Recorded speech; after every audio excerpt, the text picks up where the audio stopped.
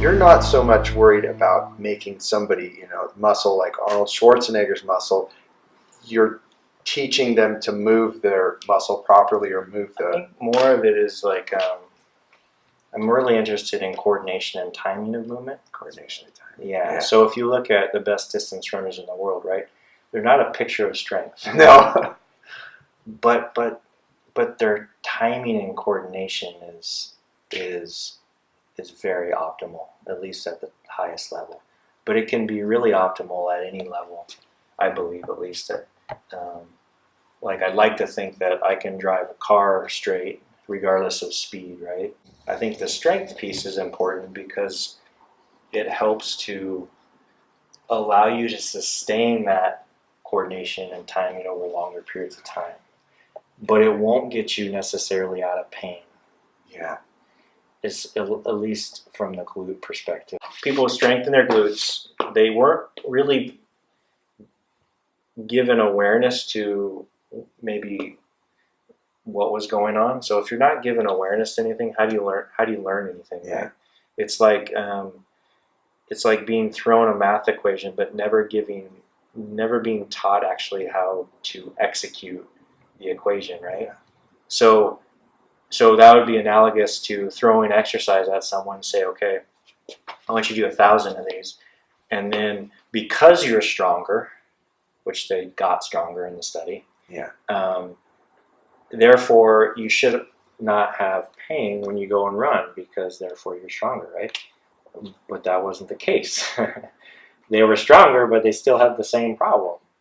So strength is important to some degree, but it also is an awareness of like why things are potentially going on.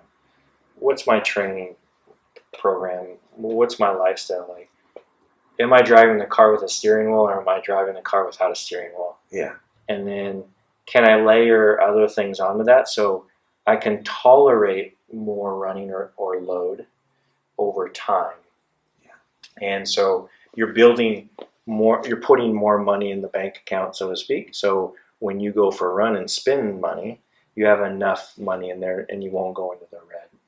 And that's how I simply think about it for my runners is when I give them something, a movement, I hate the word exercise, but when I give them a movement that is probably beneficial for them for the problem that they're coming in for, I'm in essence asking them to have a long-term investment.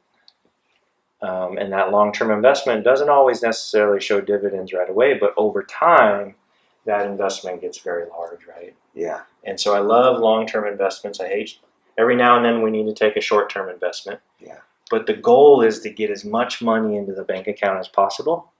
So when I need to spend it, which is each run, I have money to spend.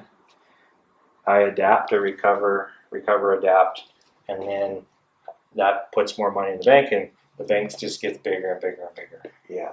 And then that's the really ultimate goal is, can I have the most robust bank account? No matter what I do, my risk is less than if I didn't have that money. Absolutely. And that's what Power Lab is doing with our system is we're trying to figure out, one, how much money does a person have? What's their load capacity, run capacity? And based on everything that they've done in the past and what they're doing now and then what they want to do in the future, how do they get there safely? And the tools that we have within the system is helping us to learn that. And that's really what we're trying to do. And it's given me the opportunity for the first time to really be highly proactive versus guess. Did I say that? Yeah. Yes. Jeff, thank you. Thanks problem. for sharing. I really, I just want to say real quick that I tell people about you all the time. There's so many people out there that are having this problem or that problem. I'm like, go to Precision Physical Therapy, talk to Jeff. Like it for $120 or whatever. Like you can see him and you'll actually know why you're hurting and how to fix it.